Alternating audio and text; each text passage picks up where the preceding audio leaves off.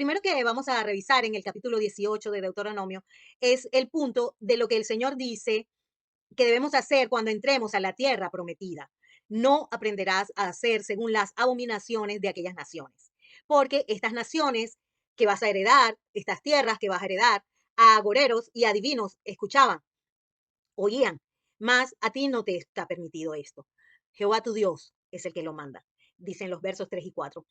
El segundo punto es, ¿cómo conoceremos que la palabra de Jehová que habla un profeta es cierta? Si el profeta, dice el verso 22, si el profeta hablar en nombre de Jehová y no se cumpliere lo que dijo, ni aconteciere, es palabra que Jehová no ha hablado.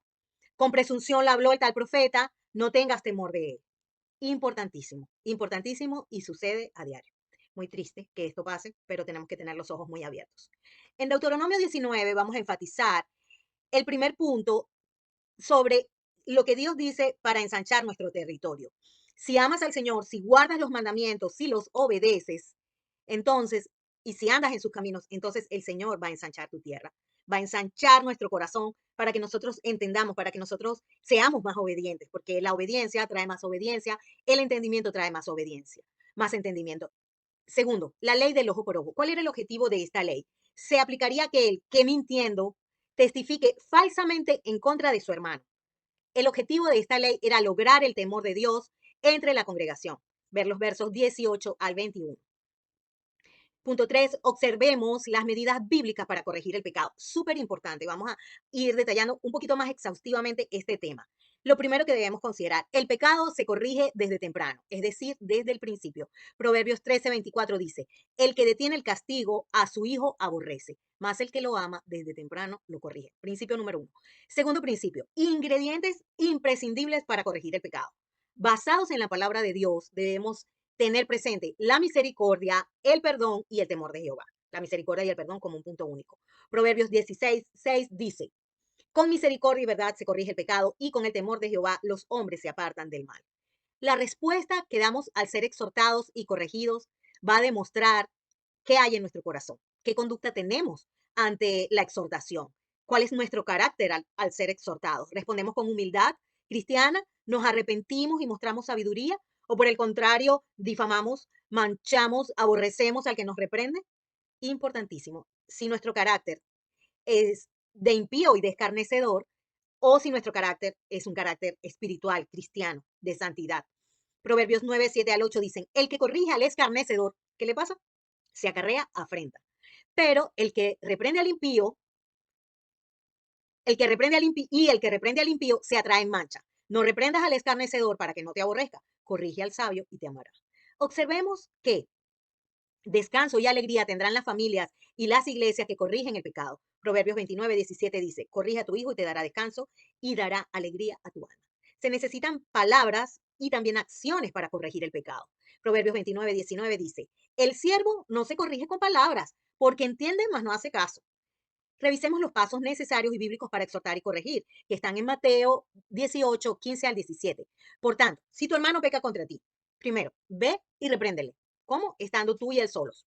Si te oyere, has ganado a tu hermano. Más, si no te oyere, paso 2, toma un contigo, uno o dos testigos, para que en boca de dos o tres testigos conste toda palabra.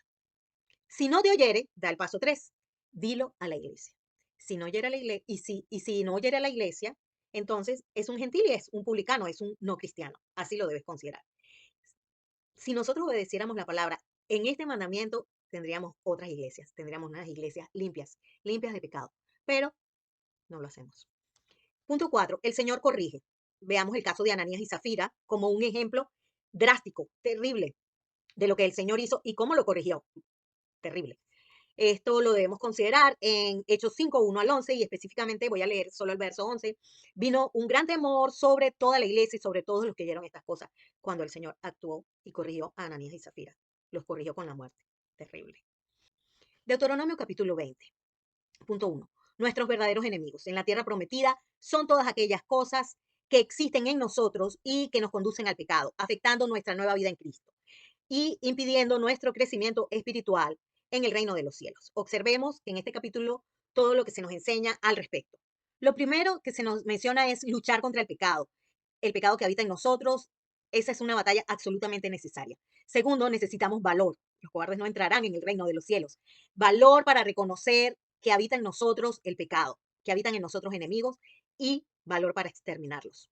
La Biblia dice que solo los valientes entrarán. Si somos medrosos y pusilánimes, no podremos ganar la batalla contra nuestro propio pecado. Todo aquel que tenga otras prioridades y no pueda enfrentar la batalla contra el pecado, puede contaminar y apocar el corazón de los que sí lo están haciendo. En realidad es un mal ejemplo. El Señor dice que consideres lo que te impide ser discípulo y que renuncies a eso, porque si no, no puedes entrar a la guerra, no puedes ir a la guerra. Ver Lucas 14, 25 al 33 y Lucas 9, 23 al 27. Finalmente, sobre este aspecto, el Señor nos dará la victoria, como dice el verso 4, porque Jehová vuestro Dios va con vosotros para pelear por vosotros contra vuestros enemigos para salvarnos. Punto 2, los árboles que no llevan fruto. ¿Qué tenemos que hacer con ellos? Al tomar posesión de la tierra prometida, dice que los tales, que los puedes cortar si no llevan fruto. De allí que el Señor decía que son echados al fuego. En Deuteronomio 21 vamos a enfatizar dos aspectos. Quitarás el mal de en medio de ti y todo Israel oirá y temerá. Fíjense cómo se repiten las enseñanzas. Lo que ya mencionamos nuevamente aparece en este capítulo.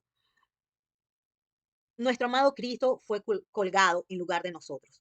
Ciertamente Él fue herido por nuestras rebeliones, molido por nuestros pecados.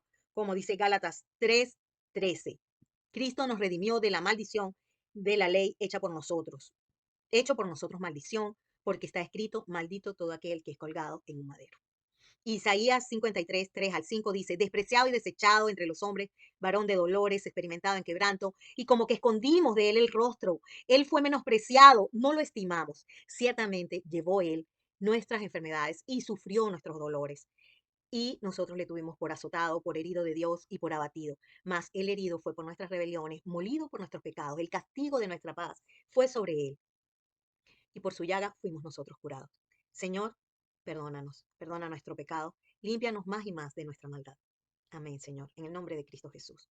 Tus siervos, Mirza Astrid Silva de Rivera, Raúl Vicente Rivera Ramírez, recordándoles nuestra meta e invitándoles a no desmayar, exhortándoles a no desmayar, animándoles a no desmayar. Solo nos faltan 302 días, por eso no vamos a desmayar.